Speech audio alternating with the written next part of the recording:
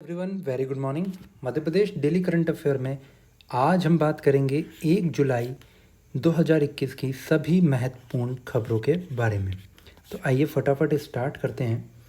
हमारा first question है आपका, वैक्सीनेशन के बाद बायोमेडिकल वेस्ट जो होता है उसके निष्पादन के लिए राज्य प्रदूषण नियंत्रण बोर्ड द्वारा निर्धारित श्रेणियों में ब्लड कंटेनमेंट कॉटन किस तरीके का ब्लड कंटेनमेंट कॉटन के लिए किस रंग के डस्टबिन का निर्धारण किया गया है।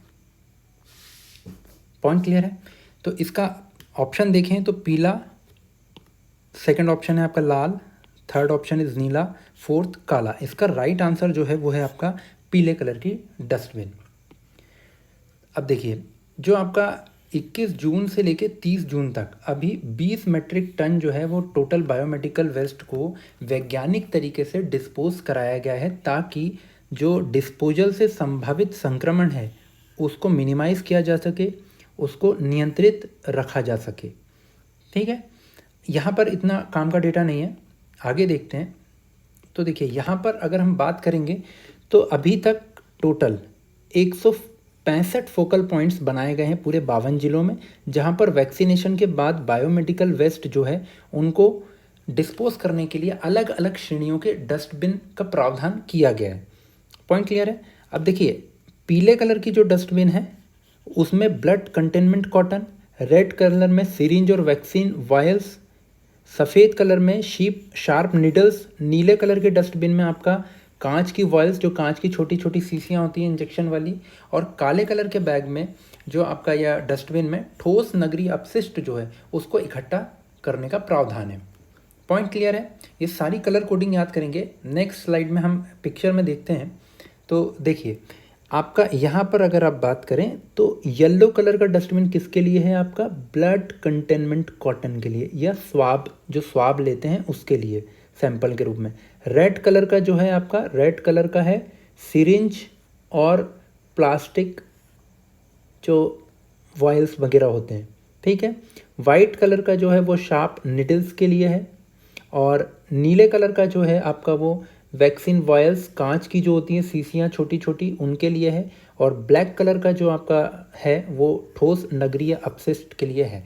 ये सारी कलर कोडिंग आप याद रखेंगे, एग्जाम पॉइंट ऑफ व्यू से ये इंपॉर्टेंट है। पॉइंट क्लियर है? नेक्स्ट क्वेश्चन की हम बात करें तो नेक्स्ट क्वेश्चन है हमारा, हाल ही में मध्य प्रदेश में कहाँ साइकिलिंग ट्रैक बनाने की घोषणा की गई है? ठीक है, ऑप्शन है आपके भोपाल, इंदौर, देवास या जबलपुर में। इसका सही आंसर है आपका इंदौर में। कहाँ पर साइकिलिंग ट्रैक बनाने की घोषणा की गई है? तो इंदौर में। आज ही बैठक हुई है, उस बैठक में कुछ निर्णय लिए गए हैं। तो देखिए, आपका जो राला मंडल है और उमड़ी खेड़ा है, दोनों इंदौर ज़िले के अंतर्गत आते हैं। उनको टूरिस्ट डेस्टिनेशन के रूप में विकसित करने के लिए आज कुछ निर्णय लिए गए हैं, कुछ योजनाओं को ठोस रूप दिया जाने का निर्णय लिया गया है। इसमें क्या क्या है? तो आपका जो राला मंडल के बारे में आपको पता है कि ये सबसे छोटा अभ्यारण्य है, एरिया के हिसाब से ये सबसे छोटा अभ्यारण्य है। पॉइंट क्लियर है? तो यहाँ बात करें तो यहाँ पर वन विभाग के डिपो में आपका बटरफ्लाई पार्क बनाने का प्रावधान किया गया है। क्या बनाया जाएगा? Butterfly park. दूसरा, उमरी खेड़ा जो है वहाँ पर साइकिलिंग ट्रैक बनाने का घोषणा की गई है। तो आपसे अगर ज़िला पूछा जाए कि कहाँ पर साइकिलिंग ट्रैक बनाने की घोषणा की गई है, तो आप बोलेंगे इंदौर ज़िले में। और अगर प्लेस की बात की जाए तो प्लेस है आपका उमरी खेड़ा। पॉइंट क्लियर है? चलिए नेक्स्ट क्वेश्चन पे हम चलते हैं।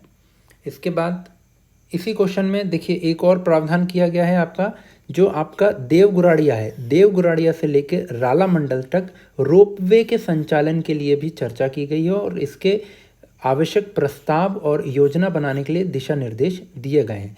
साथ ही साथ जो नाइट सफारी है वो भी राला मंडल में शुरुआत शीघ्र से शीघ्र करने की घोषणा की गई है।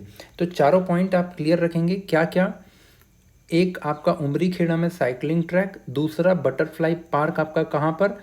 राला मंडल के वन विभाग के डिपो में। थर्ड पॉइंट है आपका देवगुराड़िया से लेकर राला मंडल के बीच में रोपवे का संचालन किया जाएगा। और फोर्थ पॉइंट है आपका कि नाइट सफारी स्टार्ट की जाएगी कहाँ पर? आपके राला मंडल में। पॉइंट क्लियर है। राला मंडल में आपकी नाइट सफारी शुरू। इसके साथ ही राला मंडल के बारे में आप एक इम्पॉर्टेंट फैक्ट क्या याद रखेंगे कि राला मंडल जो है वो आपका सबसे छोटा अभ्यारण्य है मध्य प्रदेश का क्षेत्रफल के हिसाब से। पॉइंट क्लियर है। चलिए इसके बाद नेक्स्ट क्वेश्चन पे चलते हैं। अगला क्वेश्चन है हमारा, हाल ही में घोषित राष्ट्रीय राजमार्ग 146B। अब देखिए 146B ये आपको याद रखना है, इसकी घोषणा हाल ही में की गई है मध्य प्रदेश में, और ये मध्य प्रदेश के किन दो स्थानों को कनेक्ट करता है, किन दो स्थानों को जोड़ता है। तो इसका आप सही आंसर है नसरुल्लागंज से लेकर बुधनी। कहाँ से कहाँ तक ये जोड़ता है, तो आपका नसरुल्लागंज से लेके बुधनी तक। पॉइंट क्लियर है। अब लोक निर्माण, कुटीर एवं ग्रामोद्योग मंत्री गोपाल भार्गव जो हैं, उन्होंने आज नई दिल्ली में जो आपके MSME मिनिस्टर हैं आपके नितिन गडकरी जी, और सड़क एवं परिवहन राजमार्ग मिनिस्टर भी हैं वो नितिन गडकरी जी से मुलाकात की, और उसी मुलाकात के दौरान उन्होंने 146B जो नेशनल हाईवे है मध्य प्रदेश का, जो कि नसरुल्लागंज से बुधनी तक जुड़ता है, उसी को एक्सटेंड करने की बात की गई है। और इसको एक्सटेंड कहाँ से कहाँ तक, तो नसरुल्लागंज से लेके संदलपुर तक, जिसकी लंबाई 38 किलोमीटर और बढ़ाई जाए, और इधर 55 किलोमीटर कहाँ, बुधनी से बाड़ी तक।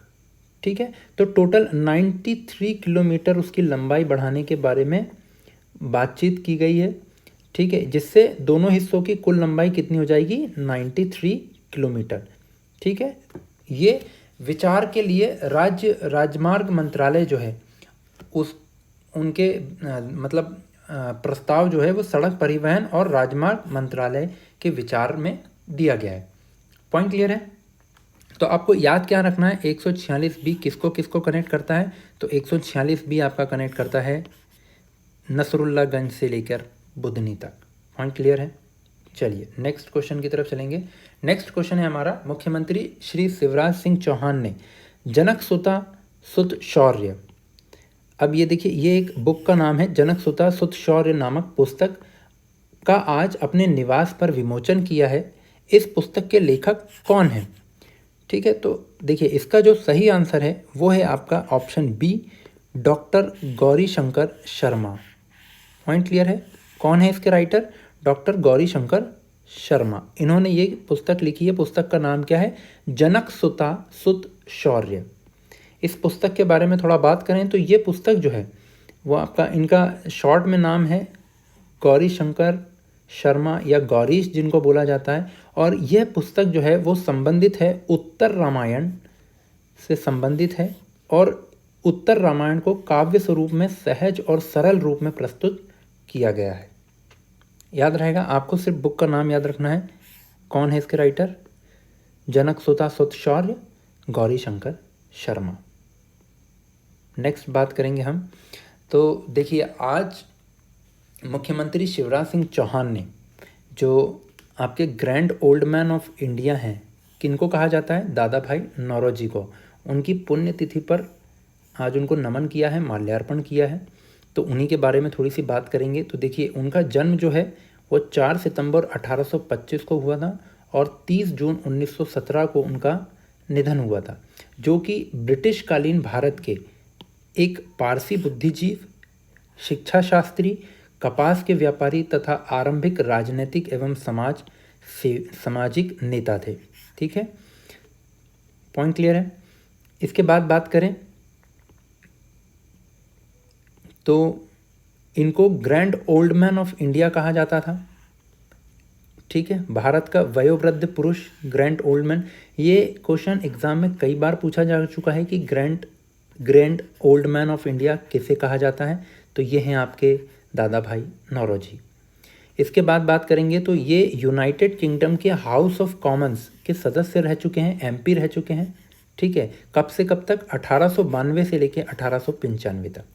ठीक, इसके बाद बात करें तो इन्होंने एक बुक लिखी थी जिसका नाम था poverty and un-British rule in India. ये बहुत इंपॉर्टेंट है, याद रखेंगे, डायरेक्ट एग्जाम में पूछा जाता है कि poverty and un-British rule in India किताब के लेखक कौन है। तो कौन है ये, दादा भाई नौरोजी। और इसमें बहुत से लेख, भाषण, निबंध और उच्च अधिकारियों के पत्र व्यवहार तथा समितियों और आयोगों के समक्ष दी गई उनकी गवाहियाँ तथा कितने ही महत्वपूर्ण अधिनियमों और घोषणाओं के उद्धरण इस किताब के अंदर समाहित हैं।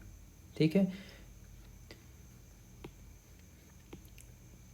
इसके बाद हम बात करेंगे 1 जुलाई को मनाए जाने वाले डे के बारे में। तो 1 जुलाई को मनाया जाता है आपका नेशनल डॉक्टर्स डे, राष्ट्रीय चिकित्सक दिवस। ठीक है, नेशनल डॉक्टर डे मनाया जाता है कब? 1 जुलाई को। याद रखेंगे, इस साल 2021 के नेशनल डॉक्टर डे की थीम है आपका building a fairer healthier world. ये याद रखेंगे, बहुत इम्पॉर्टेंट है। थीम क्या है? Building a fairer healthier world. Point clear है? बात की जाए डॉक्टर्स डे के बारे में, तो सबसे पहला डॉक्टर डे जो है, फर्स्ट नेशनल डॉक्टर्स डे जो है, वो 1991 में मनाया गया था, आज से लगभग 30 साल पहले। पॉइंट क्लियर है? मनाया किस लिए जाता है? तो एक बहुत ही महान डॉक्टर हुए थे बिधान चंद्र रॉय। ठीक है, उनके जन्मदिन और पुण्यतिथि दोनों ही 1 जुलाई को मनाई जाती है और उन्हीं की याद में नेशनल डॉक्टर्स डे मनाया जाता है, जो कि भारत के सबसे प्रसिद्ध चिकित्सकों में से एक थे। साथ ही आपको एक इम्पॉर्टेंट पॉइंट ये याद रखना है कि ये पश्चिम बंगाल के द्वितीय मुख्यमंत्री भी रह चुके हैं। ठीक है, पॉइंट क्लियर है?